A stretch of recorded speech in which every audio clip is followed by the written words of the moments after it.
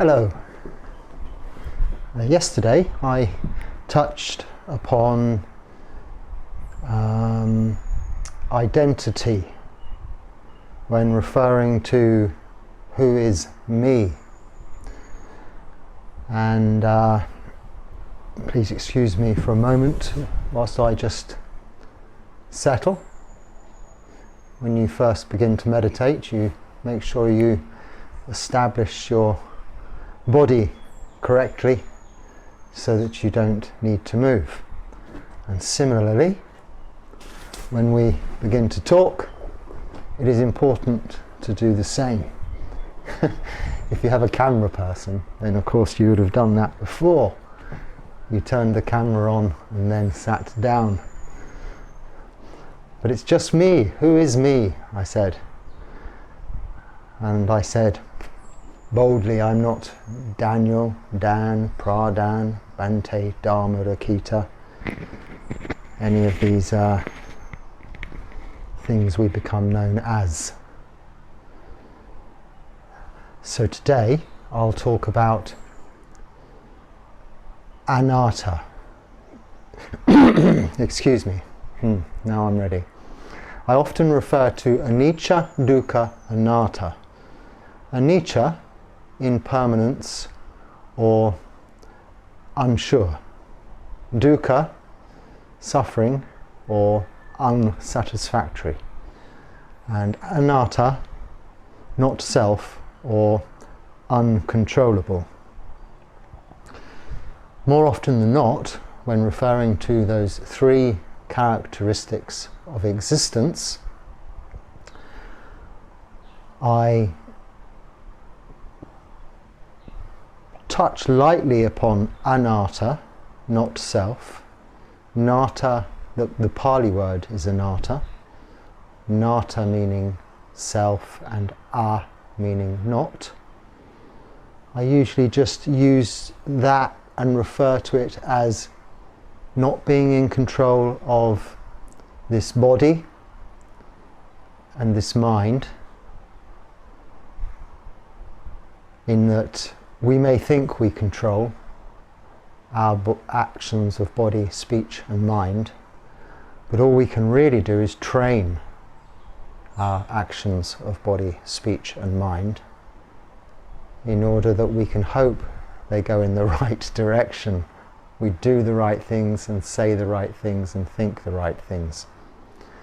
But as you know, that isn't always the case. And therefore our bodies, right to the very physical aspect of we don't know which parts of them will go wrong next or stop working next. We don't know when they're going to stop working at all and we're going to die. It is all out of our control. But there is this more in-depth understanding, or let's say even lack of understanding, confusion, interest even, just interest in the more, well, I don't like this word, but I'll say spiritual idea of anatta. There is nothing mystical or a mystery about it. And I'm going to talk about not self, anatta, and this video shouldn't be too long because it can be described quite easily by yourself, by your own investigation, by your own experience, leading to understanding, wisdom. In our practice of sila, morality, samadhi, meditation, panya, wisdom. And wisdom is this understanding, not knowing, but feeling and understanding of anicca, dukkha, anatta. So let's focus on anatta, not self. What does that mean? Well, let's take two people, or the same person, in two different lives. I'm not talking about rebirth, although one can use this as a very good analogy to understand how rebirth actually works. Take our mind, not our brain, that computer, that thinking brain that coordinates and makes everything work. That thinking brain that acquires knowledge, information, has the ability to calculate. It is just that, no more than a sophisticated, very sophisticated, organic computer with its own, let's say, unbeatable version of AI technology, if I've got the correct understanding of what on earth that even is. But this thinking brain is just that, like our heart beats. It's just a motor, a pump. Our lungs are just bellows. Our tummy is just a vessel for digestion, and like a cooking pot, if you like, takes raw ingredients and turns it into something else. It's all very mechanical. But we also have this mind, more commonly referred to in most parts of the world as a mind, but in the Thai forest tradition in Thailand, the Thai masters speak of the citta, C-I-T-T-A, which I mentioned yesterday and I often mention. But although that has hidden depths which cannot be directly, that word cannot be directly translated into mind, for the purpose of simplicity and understanding, mind is a useful idea. So we have this thinking brain and then this mind. What is that mind? This mind is capable of emotion. It is capable of falling in love. It is capable of hatred. And this is quite aside from the thinking brain. Those feelings of love, take as an example, is not logical. A computer, however sophisticated its AI, cannot genuinely, truly fall in love. It could tick all the boxes on a dating website and put two people together, but they may not fall in love. This is the mind, or the citta. The mind, the citta. That which knows.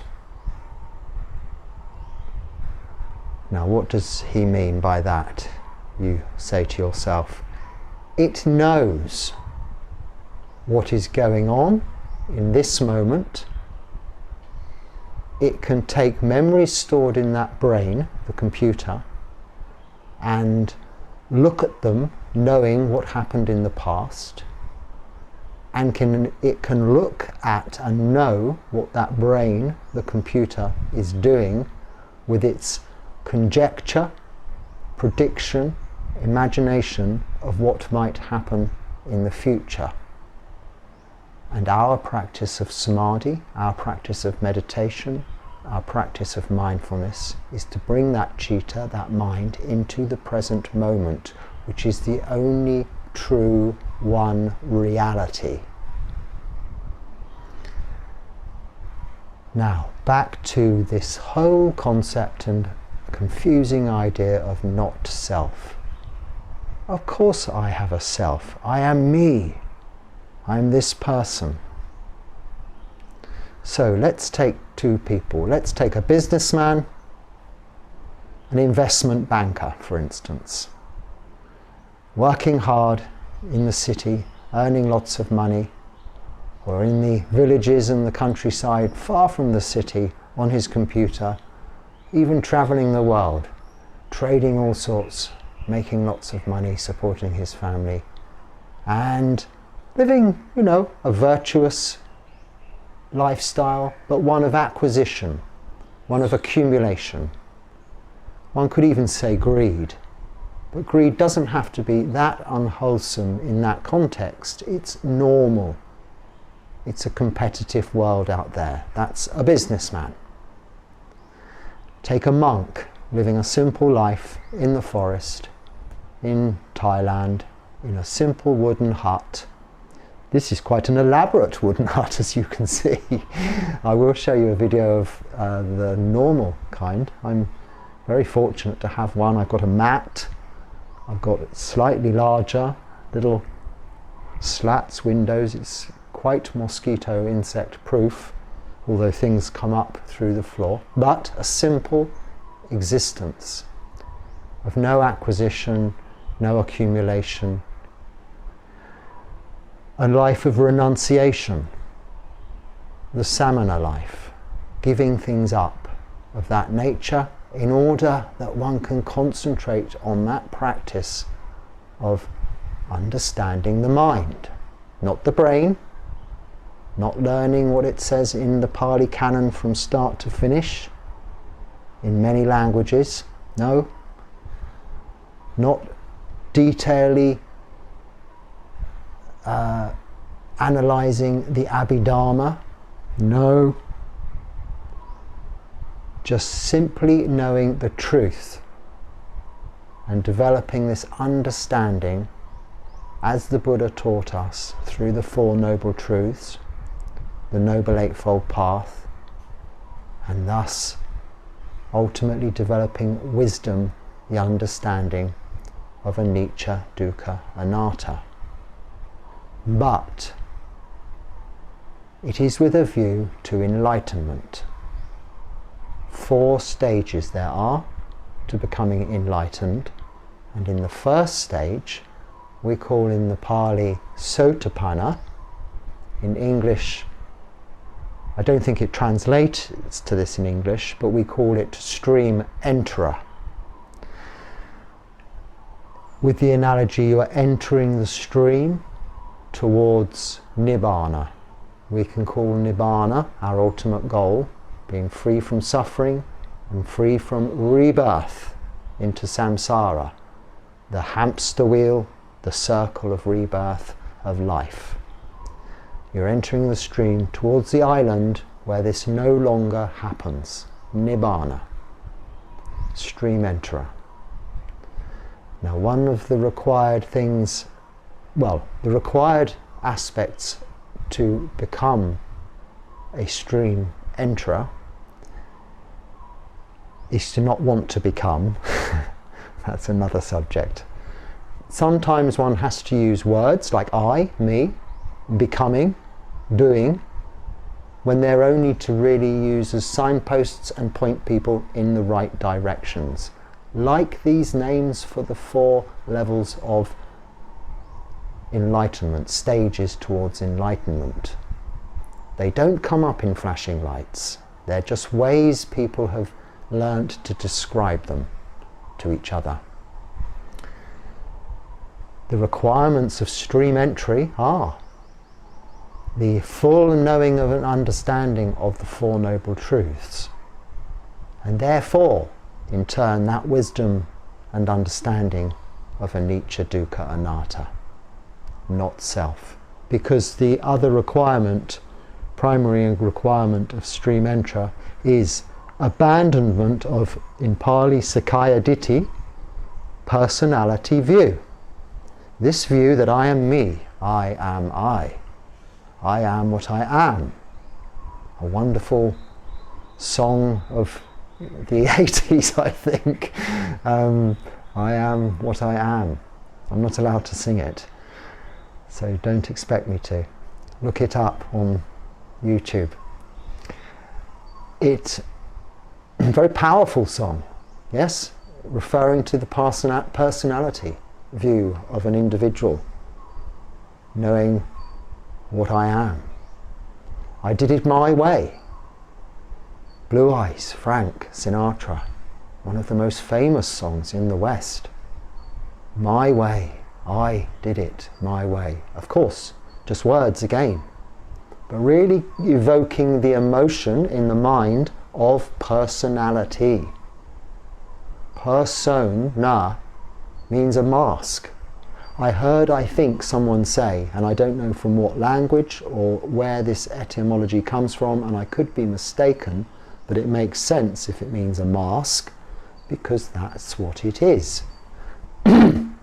Now let's get back to this investment banker or businessman. He was once a schoolboy in a school. I'm not talking about myself, but I am. Because then if anyone says, you can't possibly say that, I possibly can, because this was me. A boy in a school run by Catholic monks whom were very different to my aspirations in life. But to all intents and purposes, I was a schoolboy in a little brown uniform, learning my maths, English. We had to learn French too, because they were French monks, Latin, all of these things. Chemistry, physics, biology. I think most of these things have come in useful throughout life. Maybe some aspects of algebra, not so. Algebra, I think, is very much like Abhidharma. It is useful to some, I'm sure. And they sound kind of similar too. Latin is useful in that it forms a structure to language, and it is quite similar in the structure to Pali, and actually leads to a better understanding of all languages of that ilk, that nature, that part of that side of the world. But that aside, this schoolboy was that, fully engrossed in what one had to have concerns about in that time. Then you grow up and become a teenager, a young adult, and you embark on a kind of career. Now, are you reincarnated? Are you reborn? Well, we don't use that word reincarnated, but you take your school blazer off at the end of school and you go to college and you put on your new uniform. Your ripped jeans or your Kings Road London second-hand grandad shirt and punk rocker, new romantic outfits of the time. Your crash helmet for your Yamaha DT50 motorcycle. And you're no longer that schoolboy, are you? You don't think, I am that schoolboy, and sing a song about it. You brush it under the carpet. Oh, that was that schoolboy. Now I'm this big shot motorbike, new romantic, dating boy, college boy. And this is your personality then, reborn. How real is it? Your career develops, your life develops, it goes on and on. We're being reborn in so many careers. What you see now has probably had more rebirths in that sense than many. I had a long career over a span of, well, it's not long in the context of some people's lives, I suppose, but over the span of 20 years isn't very long at all, is it? 80s, 90s, 2000s. Yes, and then another career, a total reorganisation. So 20 years of my proper career, and then nothing less proper, but a different career of 10 years. So this first birth in the first main career was in the property business, and the second in the financial business, and there was an overlap of both for quite a few years because they went hand in hand together very well. One transitioned from investment in property to investment in financial markets for clients, not myself. a middleman, an agent, if you like. Anyway, ultimately I was a businessman. In the end, a career person, with a busy life and a family, doing all sorts of the usual things. Was I that crash helmet wearing boy rocker on a motorbike who thought he was James Dean? No. I was a suited and booted city slicker with a briefcase and a mobile phone as big as this then in those days, with a battery you carried around on a trolley almost. You know, one of the first in 1980s. Margaret Thatcher. Wow, what a woman. Was she Margaret Thatcher towards the end? Sadly, she had Alzheimer's. But an example of such a strong personality. One of the most powerful women in the world at the time. Second to perhaps Lady Diana, Princess Diana, for different reasons. But what happened?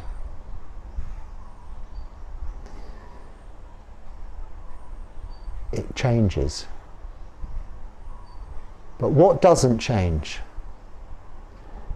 This businessman, this city slicker, this investment banker, he decided, that's it, I've had enough of this.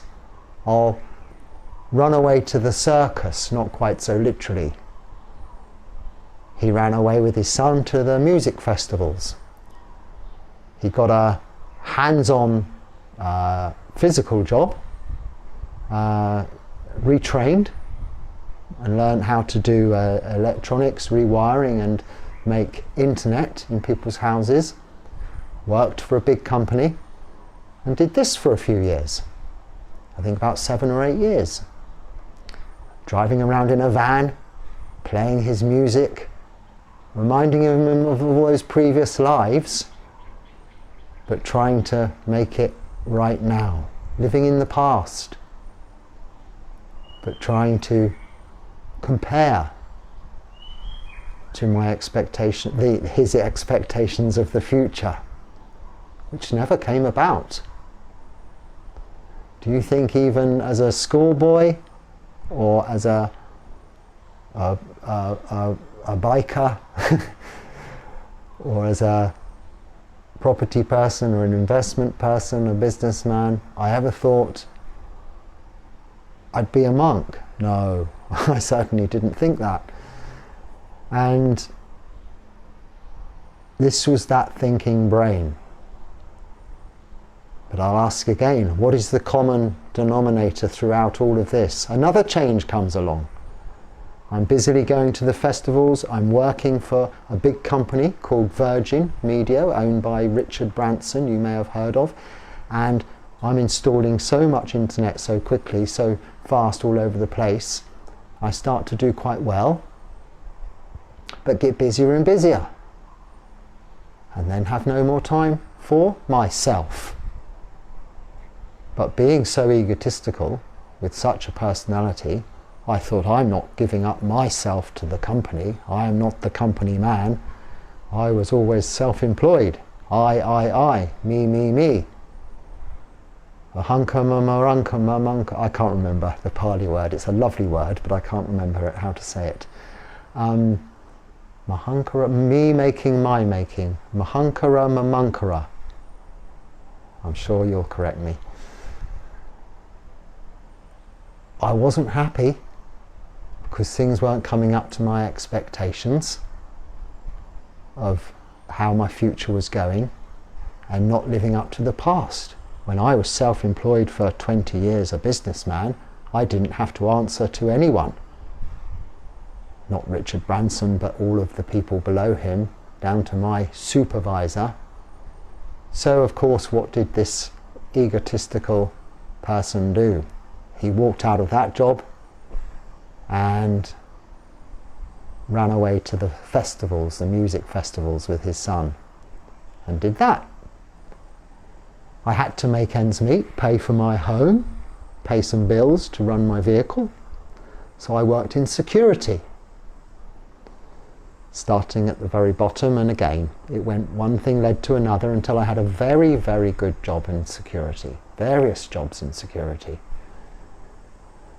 and really a super opportunity. It led me into where I am now. It gave me plenty of time because there's actually nothing to do, because the type of security I was in was really a just in case kind of security, and that just in case, fortunately, and that was the idea, never happened. So you either read a book or you practiced meditation, which is what I did, and I had hours and hours in between the gigs I liked at the musical festivals. I would just be standing or walking meditation, and sometimes sitting meditation. This led me to meditation, which eventually led me, this schoolboy, this biker, this businessman, into Buddhism, and that into monasticism. I became a monk. And still, what is consistently the same through all of those different phases? That which knows, this mind, is what knows. But this mind that knows, the citta, isn't perfect.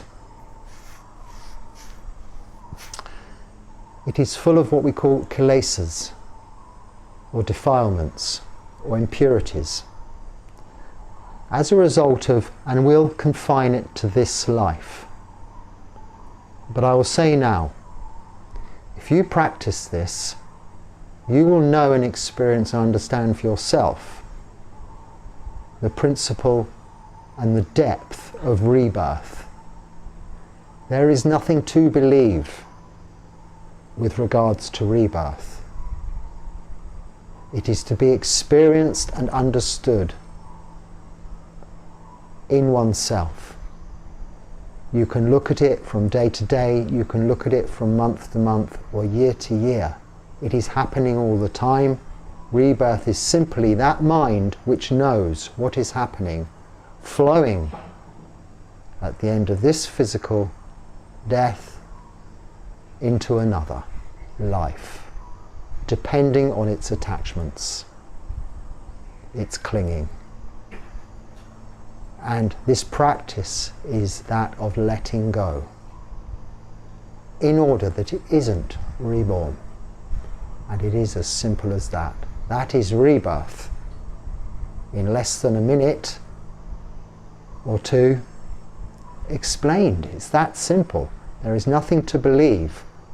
Look at it, see it, experience it for yourself, here and now, in your meditation.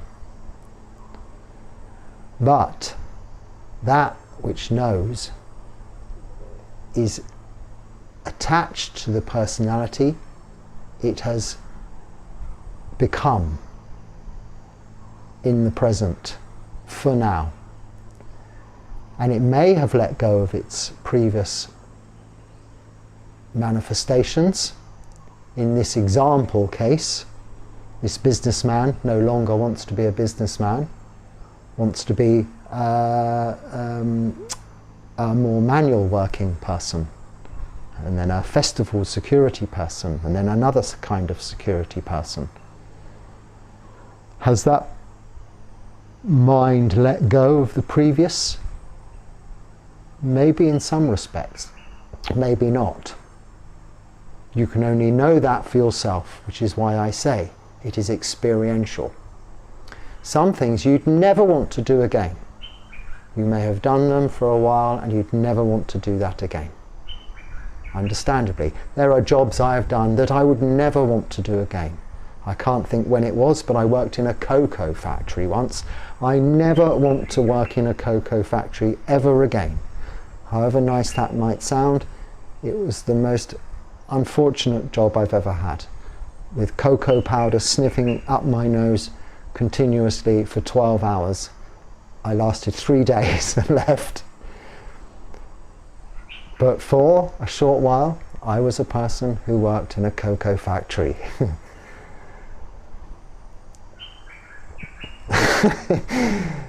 It makes me laugh, I'm sorry to think about that. Then we move on and we come towards the end of our life and we think about the good old days. We remember just the nice times. Sometimes we remember just the bad times. Either way, through that mechanical or that computer aspect of our thinking brain, the analytical side, our mind is knowing this and it is picking bits from it to develop its either attachment or aversion to. This is where clinging comes in. If you really, you hear this expression, he loved a life or loves life. Is that true? Do you want to be born again? I mean in the real physical sense. Be squeezed through a canal, smacked on the back, made scream, then fed whilst you're helpless to look after yourself, much as we end up at the end, if we're fortunate to live to old age, or even a younger age that are, rather than dying suddenly in an accident, have to be taken care of. The end can be much the same as the beginning. And the tumultuous existence in between hand, the ups and downs of childhood, teenage life, marriages, divorces, house moving, different careers, redundancies, promotions. Do you want all that again? He loves life. How good was this person who loved life? Who loved life's lives to have been, to make that bold statement. Yes, we have great moments, but they're in the past. What we need to be doing is having a great moment all of the time, in this moment. And this is where this personality view, this not self aspect, comes into being, as far as understanding what it really is. When you know that this Sakkaya Ditthi, this personality view of yourself, so mine would be that I am a monk living here in a hut in the forest. But as I said yesterday, who is me? What is me? Is it that? It isn't really. That is as causes and conditions, as a result of those causes and conditions, what has been created. I didn't design these robes. The Buddha designed these 2,566 years ago. And okay, they haven't changed. They're not very comfortable or practical most of the time, but they work and they signify something. Is that me? Was the expensive city suit me? Were the punk rocker or new romantic clothes me? Was the schoolboy uniform me? Even you naked on a desert island with no accoutrements and nothing around you will still have some ideas of what you are. I've tried it. I've lived on a little desert island for a month, alone, not a completely deserted island, but my part of it was. You know, I still thought I was me. I'm this person living on this island. Aren't I a hero? Well, I just damaged myself, basically, through not eating properly, and I damaged my eyes through the sea and the sun and the sand. But it's all okay now. But was that me? Oh.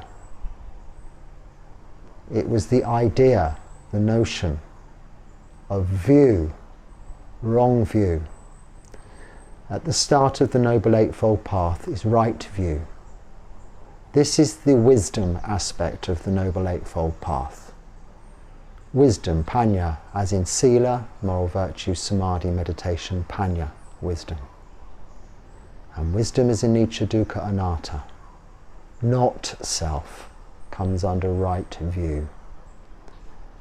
Whomever you think you are, if you want to brave it out on that island and completely ruin your eyes because you think you're, I'm referring to myself here, you're something, I don't know what I thought I was doing. I thought I was quite tough, and it was my ascetic time with this practice. A way I thought of really breaking down those defilements in that mind, that citta, the kilesas. Because certain aspects of the toughness of this practice in monastic life are to help do that. Break down the comforts in order that we can let go of that clinging we have to life, so that we're not a lover of life, but we become a lover of what isn't actually life.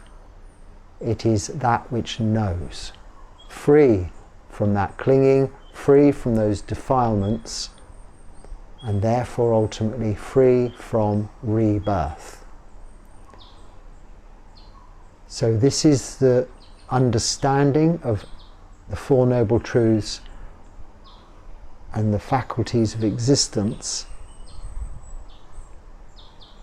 required to become a stream enterer or sotapanna, and then the abandonment or disenchantment, let's say, of personality view, of saying the schoolboy was not me, the college boy was not me, the businessman was not me, the festival dude was not me, the security man was not me, this monk is not me. But not just saying it, you need to develop the understanding that all of those people are you. They may be the aspects that people see and are created by causes and conditions and make up the persona of the moment, but it is just a mask concealing what is ultimately that which knows. If you think of the driver of a car, over many years of driving, he drives or she drives many cars. Is the car them? No. Are they them? Yes. In the context of using a word to describe this being, I'm using them. But it's just that which knows that is driving. It's driving this car, then that car, then another car. An old car, a not so old car, a new car. A nice car, a medium car, a horrible car, or the other way around. Fast, slow, rusty, not rusty, black, white, red, green, all different. But that which knows is still driving. Now, if that which knows likes driving so much and the car crashes and the physical body in that car dies, it will want to continue driving. The momentum is there. So there's no death and rebirth. That mind continues. Why? Because it is attached to personality view, that it needs to be in a living body. It needs to be in this vehicle. Depending on what you're attached to and your karma, which is just the actions you've created in that lifetime and maybe previous lifetimes, and their accumulation will be the driving force in which direction you may go in that rebirth. Upwards, downwards, heavenly realms, hell realms, human realms somewhere in the middle, and animal realms. You could go anywhere, you don't know. We cannot understand this.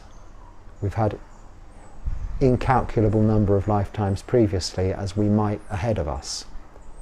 But what we do have control of, so whilst I usually use the aspect of anatta as being uncontrollable, to some extent that is true on the physical sense, but with regards to the mind, we do have control over the ability in this lifetime to train this mind, this citta, away from its clinging to things that cause,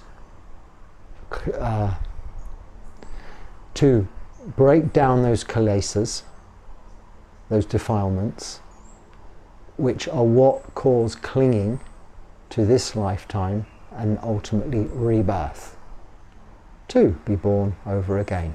Now, you may have had a wonderful life and you may want to be born over again. Some people do. But really, really, really, if you look at it, there is a lot of pain in birth, a lot of pain in death, and a lot of pain and suffering in between. This is what the Buddha taught. There is suffering and the end of suffering. And he did not teach the end of suffering is in this lifetime itself. It can be arrived at in this lifetime so as not to be reborn.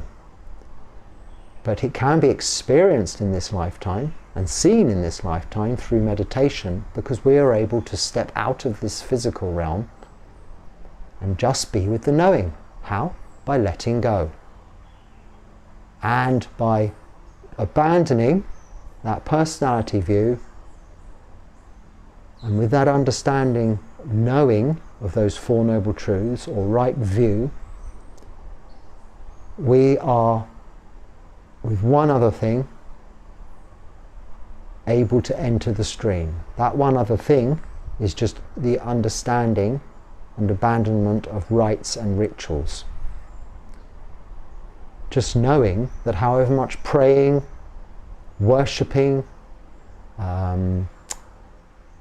superstitions, repetitions, all of these things that people do in all religions, however much of those you do, are not going to change anything at all.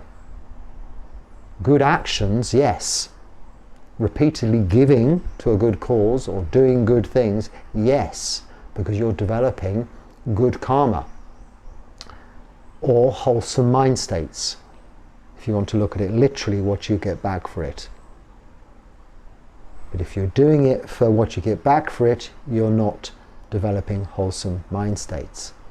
But just by giving, even if at first it doesn't come naturally, you will find you will automatically develop wholesome mind states.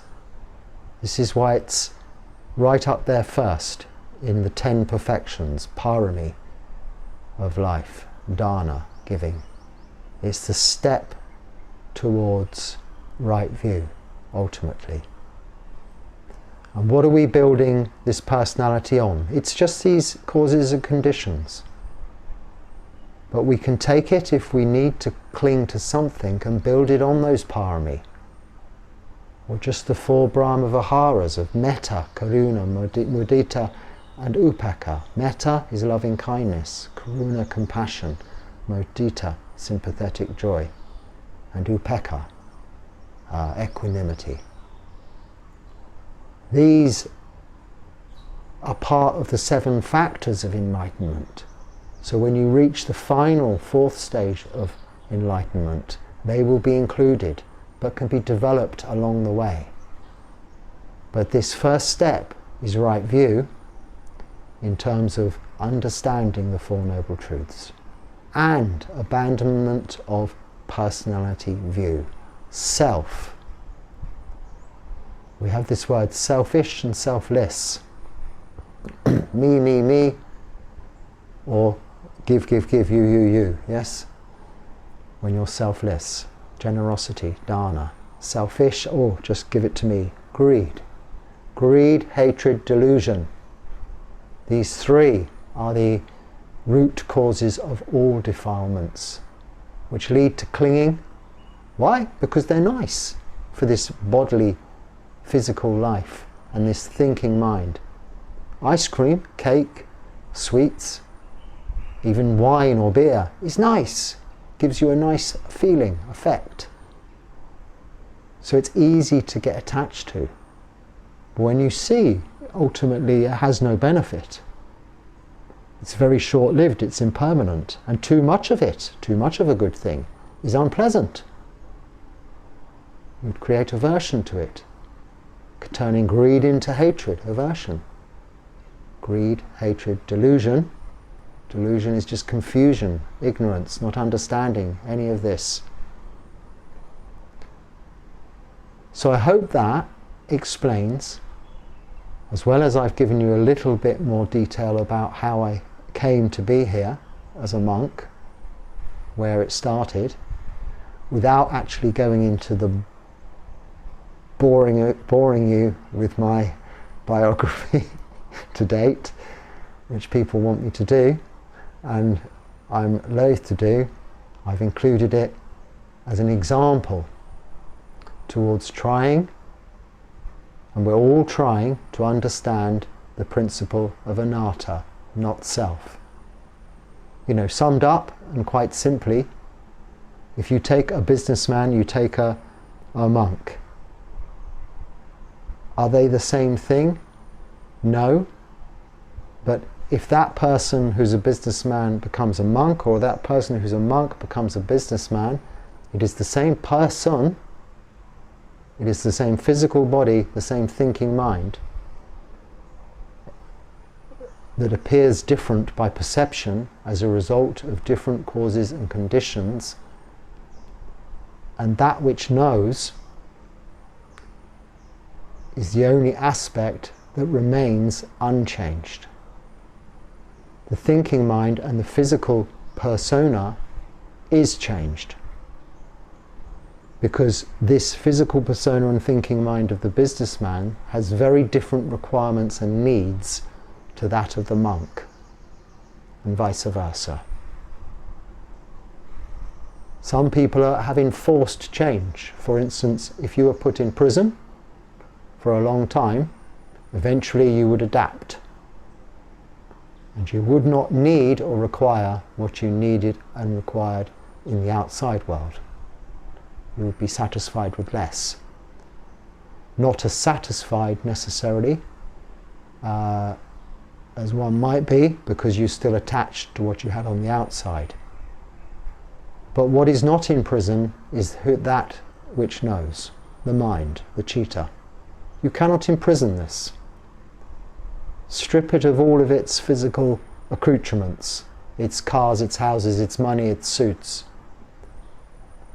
Put it in a cell with 4 concrete walls and a bowl to eat some food, and another bowl to use as a toilet. And this is all you need. And that mind is still free. If you can understand that, you have dropped personality view. You have dropped clinging to that you think is you. That you think is me is nothing at all. It's just things as a result of causes and conditions that you have become accustomed to believing is you, yourself, I. Okay?